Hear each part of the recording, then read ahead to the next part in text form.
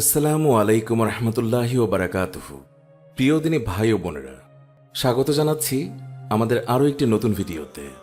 আমাদের আজকের এই ভিডিওতে আল্লাহ ভীরু এক বোনের জীবনের বাস্তব কাহিনী জানাবো, যেই কাহিনী শুনে চোখের পানি ফেলেছে দেশের কোটি মুসলিম ভাই বোনেরা। আপনি ব্যক্তিগতভাবে কষ্ট সহ্য করতে না পারলে ভিডিওটি এড়িয়ে যেতে পারেন, তবে জীবনের অনেক বড় একটি শিক্ষা মিস করতে না চাইলে ভিডিওটি না টেনে মনোযোগ সহকারে অবশ্যই পুরোটা দেখবেন।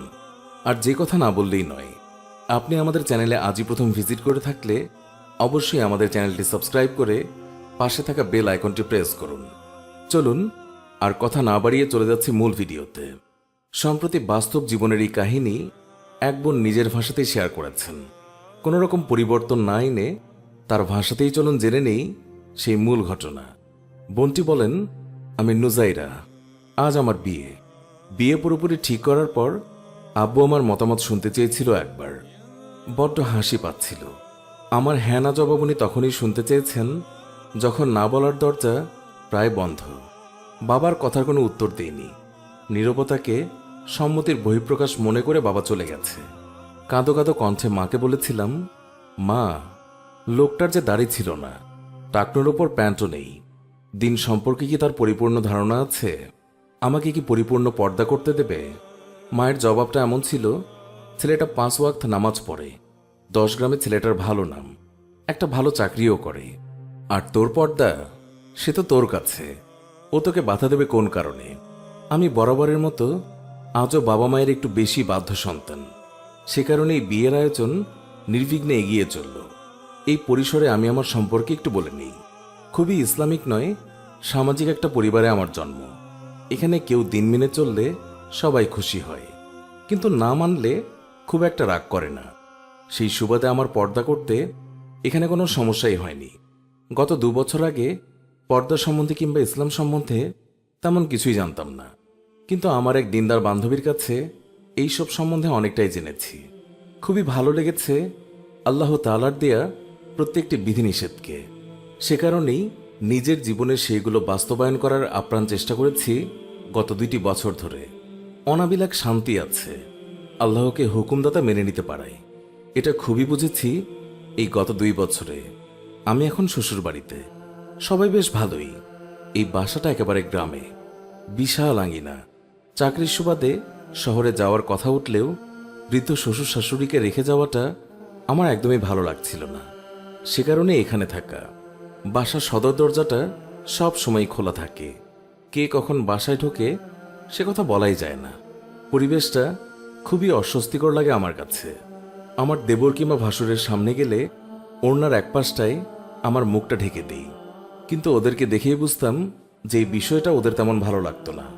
সেই দিন তো আমার স্বামী বলেই দিল যে এটা কি বেশি বেশি নয়? ওরা তো বাড়িরই লোক, আর মুখ খোলা রাখাটা কি জায়েজ নয়? তারপরেও একতরফা সংগ্রামটা করে গেলাম বেশ কিছুদিন, কিন্তু লাভ হলো না। রান্না করতে, কাপড় মেলতে অথবা বাবার চাটা দিতে গিয়ে একবার না একবার গায়েরে মাহরামের সামনে পড়তেই হচ্ছে। আজ দুপুরে গোসল সেরে ফ্যানের নিচে চুল শুকাচ্ছিলাম। অবশ্য এই সময়ে ঘরের দরজাটা লাগিয়েই দিতাম, কিন্তু কাল মা বলল দিনের বেলায় দরজা লাগানোর কি প্রয়োজন, তাই আজ খোলাই ছিল দরজাটা। আজ হঠাৎ করে আমার ছোট দেবর ঘরে এসে ঢুকল। আমাকে দেখে একগাল হেসে বলল, ভাবি, আজ তো তোমার চুলও দেখে ফেললাম। তারপরে আরও একতরফা হাসতে হাসতে বলল, ভাইয়া নেল কাটারটা নিতে এলাম, দাও তো। অগত্যা নেল কাটারটা এগিয়ে দিয়ে ধপ করে বসে পড়লাম বিছানায়।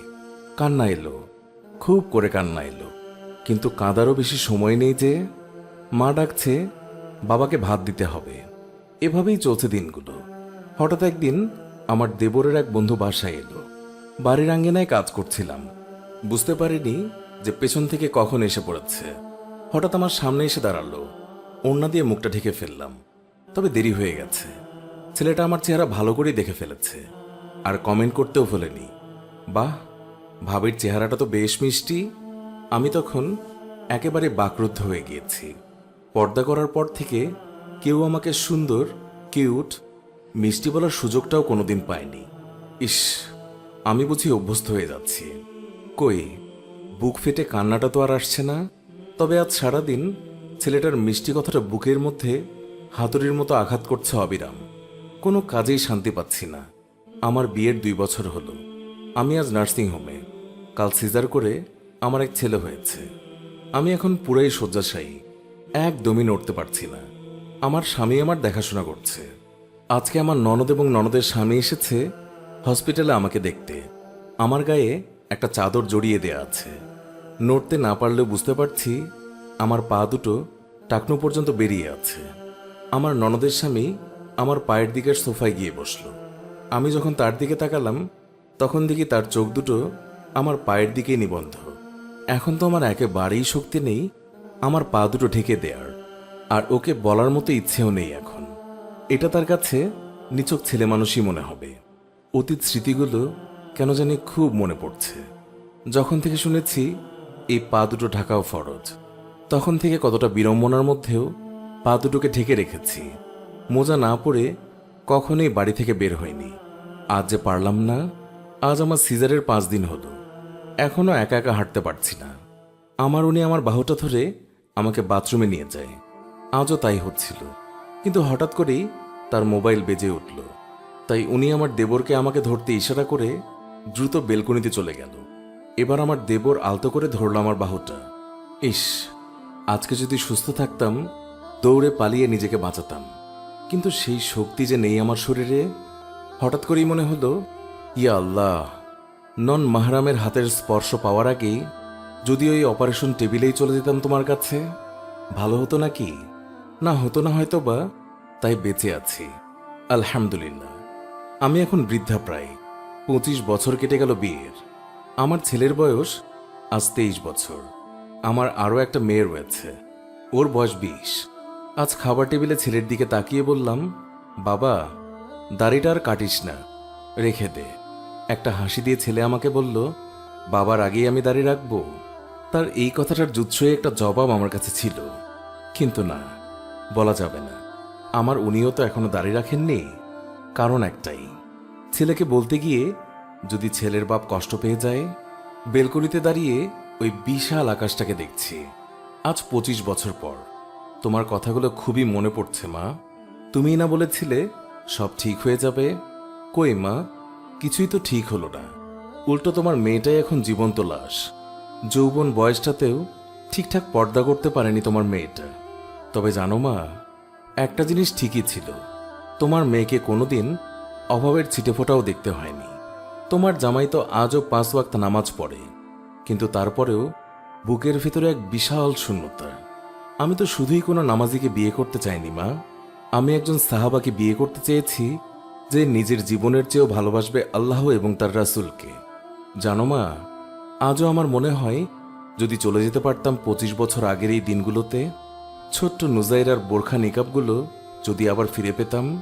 সেগুলোতে একটা শান্তির পরশ আছে মা, আল্লাহকে ভালোবাসার এবং তার ভালোবাসা পাবার এক অনাবিল শান্তি। এই বোনের বাস্তব জীবনের কাহিনীটি শুনে নিজের অজান্তেই কয়েক ফোঁটা জল গড়িয়ে পড়ল মাটিতে।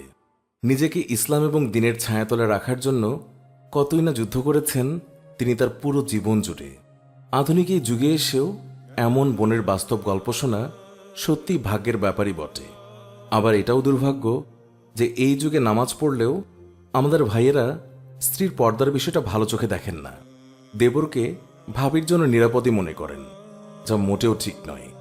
ভিডিওটি থেকে আমাদের শিক্ষা নিতে হবে, আমাদের প্রত্যেকের স্ত্রীকে বোঝাতে হবে তারা সাবলীলভাবে জীবনযাপন করতে পারে এমন পরিবেশ তাদের জন্য তৈরি করতে হবে। যাই হোক, আর কথা বাড়াতে চাই না, আজকের মতো এখানে ইতি টানছি। তবে তার আগে একটা কথা জানতে চাই, কেমন লেগেছে আমাদের বাস্তব জীবনের এই গল্পটি? কমেন্ট করে দ্রুত জানিয়ে দিন আপনার মনের সেই অনুভূতি। ভিডিওটি শিক্ষণীয় মনে করলে অবশ্যই একটি লাইক দিন এবং যত বেশি সম্ভব শেয়ারের মাধ্যমে আপনার পরিচিত জনদের মাঝেও ছড়িয়ে দিন। আরও এমন শিক্ষণীয় বাস্তব জীবনের গল্প পেতে আমাদের চ্যানেলটি সাবস্ক্রাইব করে আমাদের সাথেই থাকুন। আল্লাহ হাফিজ।